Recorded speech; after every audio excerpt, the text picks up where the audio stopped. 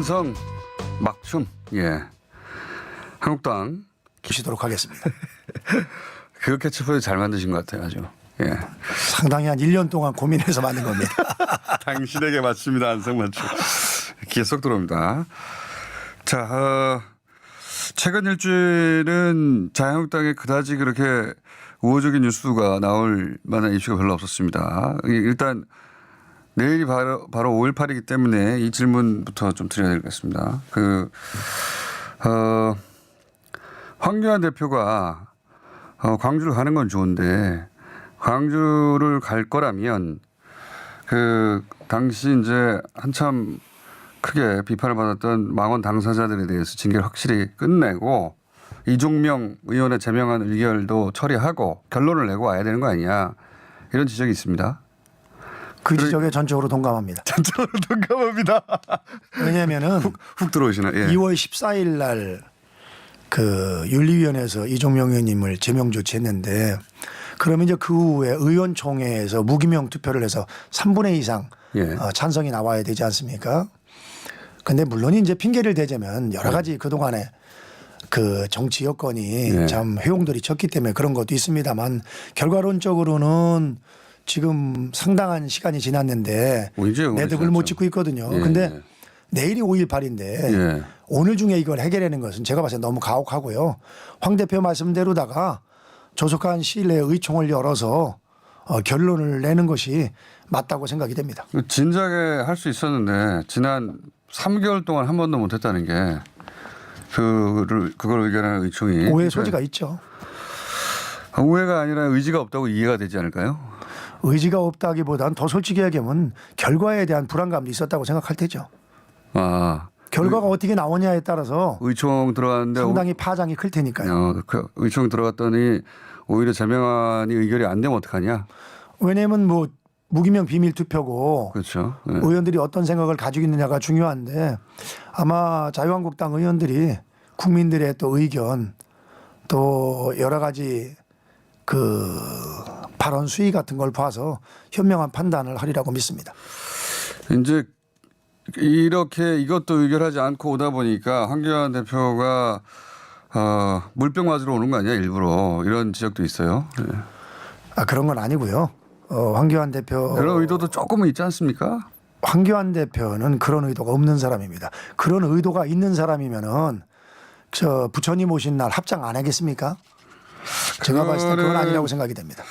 그거는 그냥 본인의 종교적 신념 때문에 예. 물론 이것도 비판을 받긴 합니다. 그렇게 본인이 종교적 신념 때문에 합정을 안 할 거면 그 형식 자체를 존중 안 할 거면 거긴 왜 갔냐 이렇게 얘기를 하니까. 예. 그러니까 이제 우리나라가 종교의 자유가 있는 나라이고 일반인 같으면은 뭐 합장을 안 해도 아무 사실은 뭐 크게 문제 삼을 사람이 없겠죠. 그러나 이제 맨 앞줄에 서가지고 대중 정치인이 되셨기 때문에 이 문제에 대해서 논란이 오가고 있는데 그렇다고 뭐 황교안 대표가 불교를 존중 안 하거나 그런 건 아니라고 생각이 됩니다. 그러나 뭐 아시는 것처럼 원래 기독교적인 신앙심이 깊은 분이다 보니까 그러신 것 같은데 글쎄 저 개인적으로는 그 합창을 하셨으면 어떨까 이렇게 권유를 하고 싶은데 원래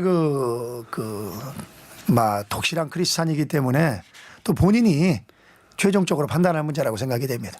분명한 것은 그 타 종교를 존중하는 그런 분이기 때문에 결코 불교를 네. 그 안 좋게 생각하거나 아니면 불교에 대한 다른 감정이 있어서 그런 거 아니라는 점은 제가 좀 분명히 대변하고자 합니다.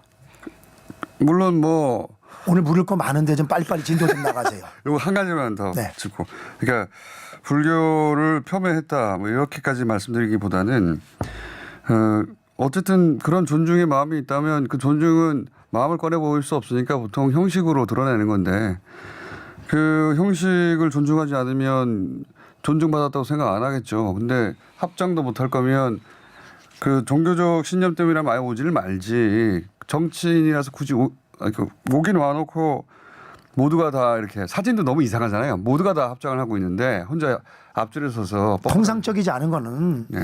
사실이죠. 제가 쭉 자료를 찾아봤더니 역대 대통령 중에서 YS는 합장을 안 했더라고요. 뭐 하여튼 뭐 그건 뭐 황 대표께서 알겠습니다. 판단하리라고 보습니다.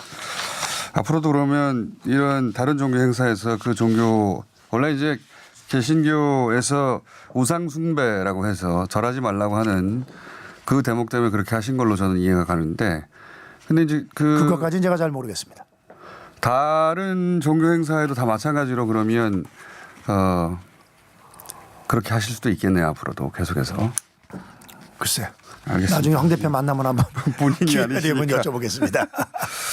어쨌든 이 5.18 문제는 그 내일 이제 39주년인데 지나고 나면 또 관심이 사그라들어서 또 이종명 의원의 의결은 또 한참 계속 바쁜 일이 많으니까요. 지나가지 않겠나. 설마 그렇겠습니까?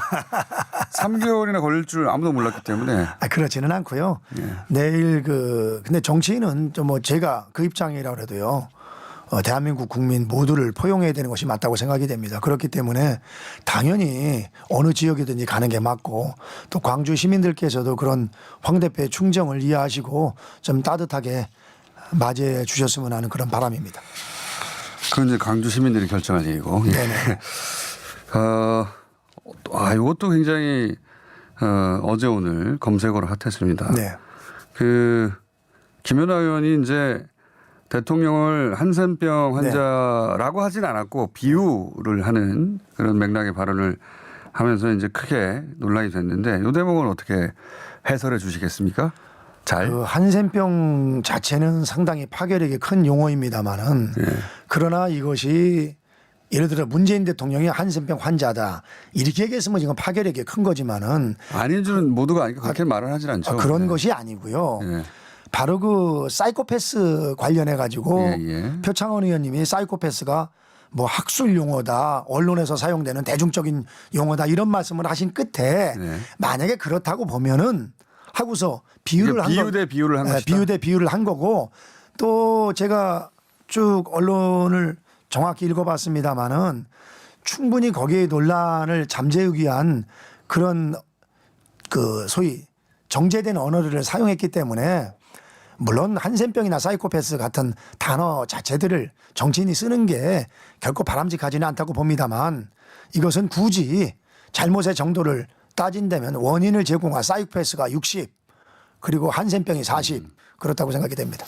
비유 대 비유라면 그렇게 말씀하시니까 이렇게 또 거꾸로 얘기할 수도 있습니다. 사이코패스라는 단어는 흔히 이제 언론에 등장해서 비유로 쓰이는데 한센병을 비유로 쓰는 건 처음 들어봤어요.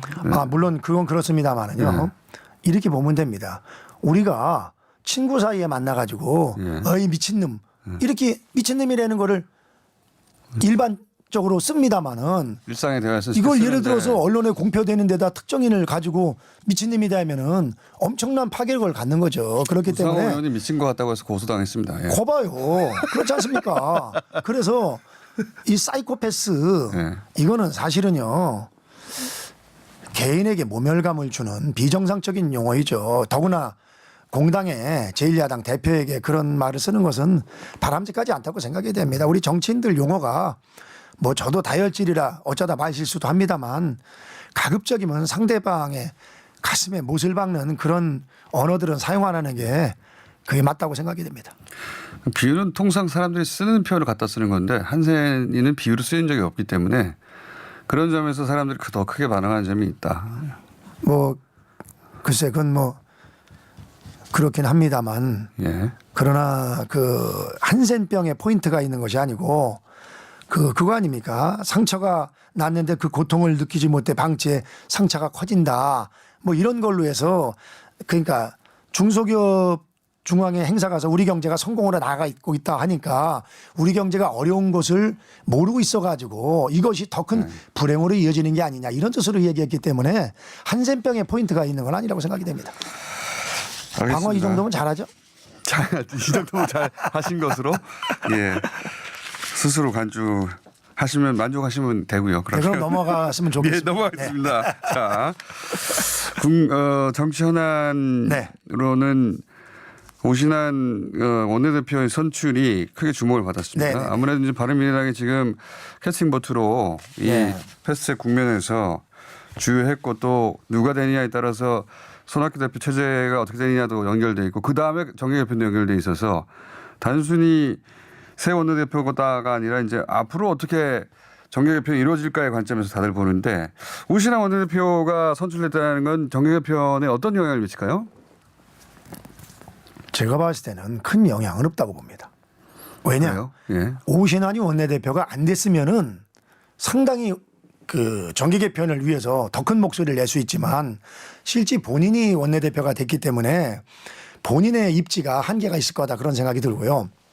그러나 그럼에도 불구하고 오신환 의원이 그 원내대표가 된 것은 역시 의원들이 총명하다 이런 걸 느꼈습니다.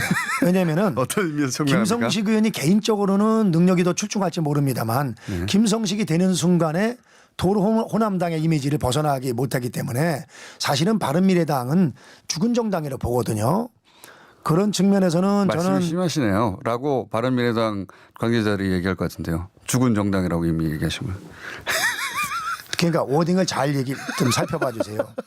김성식 의원님이 개인적으로는 출중하지만 김성식 의원이 되면은 바른미래당이 쉽게 얘기하면 호남 출신 의원들에 의해서 좌지우지되는 정당으로 다 국민들에게 각인이 되거든요. 지금 그렇잖아도 어려운 입장에 그렇기 때문에 오신환이 된 것은 바른미래당에 일단 숨통을 칠 수 있는 여지가 마련이 됐다.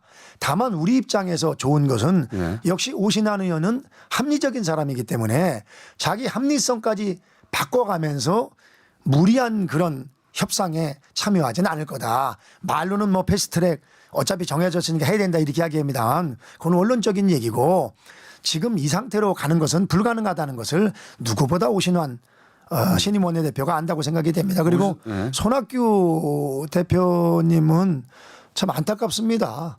본인은 절대 사퇴하지 않을 거라고 하시는데. 사퇴를 안 해도 사실은 뭐 대표로서의 영향력을 제대로 행사하지 못하는 그런 반쪽 대표로 계실 수밖에 없고 또 그만둔다고 하면은 실제 또 연세도 있고 그래서 다시 재기하는 것이 쉽지 않고 그래서 아마 고민이 많으시리라고 보는데 참 이상하게 정치적으로는 운이 없으신 것 같아요. 사람은 참 좋은 분이거든요. 참 안타깝습니다. 뭐 제가 가서 도와드릴 수도 없는 입장에서. 오신환 원내대표가 선출되는 것이 자유한국당 입장에서는 나중에 통합이나 연대에 더 유리하다 이렇게 볼 수 있겠죠? 꼭 그렇지 않아요. 꼭 그렇지 않습니까? 네, 꼭 그렇지 않고. 왜 그렇지 않죠? 다들 그렇게들 예상하는 측면이 아니 그러니까 아까 제가 얘기했잖아요. 예. 본인이 그런 마음이 있다 하더라도 그런 속내를 예. 그래도 아무리 작지만 공당의 원내대표를 맡고 있는데 자기 의사를 쉽게 말하기는 어려울 거다. 다만 그런 것은 제가 봤을 땐 정치적인 큰 흐름에 의해서 떠밀려가는 그런 형세로서 해결이 되리라고 봅니다. 통합이 됩니까? 연대를 하게 됩니까? 의원님이 보시기에 최종적으로는 제가 봤을 땐 자유한국당과 단기적으로는 예. 그 연대가 될 텐데 이제까지의 바른미래당의 연대가 그 민주당과 5, 우리 당과 5 정도였다 그러면은 앞으로는 아마 우리 당과 한 7에서 8, 민주당과 2 정도로 가지 않으려고. 정책 연대로 할 텐데 제 말은 그리고 이제 장기적으로는 총선 장기적으로는 감안한다면 피쳐 모여가야 돼야 되는데 역시 그건 오신환이 원내대표가 된다고 해서 전체적인 통합은 어렵습니다. 왜냐하면 이미 그 안에 계시는 분들 자체가 정체성이 다른 분들이기 때문에 결국은 자기 고향으로 돌아가는 거지 그게 무슨 자기 이념을 버리고서 가기는 전 어렵다고 생각합니다. 바른당 출신들은 자유한국당으로 그리고 국민의당 출신들은 평화민주당이나 민주당으로. 그런 안철수계는 자유한국당으로 올 수 있다고 생각이 됩니다. 그래요? 네, 그렇게 생각합니다. 안철수계는 자유한국당으로 오고 있다. 혹시 오고 있다가 아니라 올 수 있다고 생각합니다. 올 수 있다. 성향 자체가 안철수계는 우리 쪽에 가까운 분들이니까요. 안철수계라고 하면 안철수 의원까지 포함되는데요. 안철수 의원님도 매일 뭐 2등만 해는 선거 할 수 없지 않겠습니까? 그러면은 본인도 승부수를 던져야죠. 제가 봤을 때 이제까지 안철수는 사실 너무 부족한 게 많죠.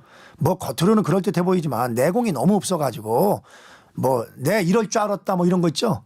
저는 진작부터 알고 있었습니다. 그러나 그동안에 이제 시련을 많이 겪었기 때문에 본인이 학습 능력이 있고 또 주변에 좋은 분들의 영향을 받고 또 본인이 앞으로 국가적으로 다 어떤 정치인으로서 스탠스를 가지고서 나가느냐에 따라 가지고 저는 뭐 글쎄 자유한국당으로? 차세대 지도자 중에 한 분이라고 생각이 되고 자유한국당으로 온다면 예. 자유한국당에 와서 진검승부를 벌이는 것이 예. 본인으로 봐서도 희망적이다. 제가 봤을 때 민주당에 가서는 때려 죽어도 기회는 없다고 생각이 됩니다. 때려 죽어도 그 혹시 그 안철수 개로부터 그런 의사 타진을 받았다고 하는 당내 인사가 있다거나 그런 얘기를 한다거나 아니면 그렇게 올 기미가 보여라든가 그런 이건 순전히 개인적인 추정이십니까 아니면 그런 분위기가 있다. 개인적인 추정이지만 예. 30년 정치한 사람이 하는 얘기는 예. 상당히 그동안의 경험을 가지고 하는 거기 때문에 그 확률이 좀 높다고 보시면 될 겁니다. 그러나 제가 직접적으로 들은 이야기는 없고요. 직접적으로 지금 나올 단계는 아니라고 봅니다. 그렇지만 돌아가는 분위기상 그런 걸로 보인다. 예. 그리고 전반적으로 그렇습니다. 그래서 하긴 이번에 뭐 안철수계가 바른계와 같이 행동했으니까요. 유승민 계와 그건 탁월한 선택을 한 겁니다. 자유한국당 입장에서는 노노노. 자유한국당 입장이 아니라 바른미래당 입장에서 그렇습니다. 바른미래당 내에는 또 동의하지 않는 분들이 또 있으니까요. 물론이죠. 예. 예. 제 생각입니다. 한 가지만 더 여쭤보겠습니다. 왜냐하면 환노위 위원장이시라서 네네. 이 버스 파업 문제는 어떻게 해결됩니까? 버스 파업은 지금 이제 완전 타결이 아니고 예. 어떻게 보면 유보 내지 연기가 그렇죠. 된 거죠.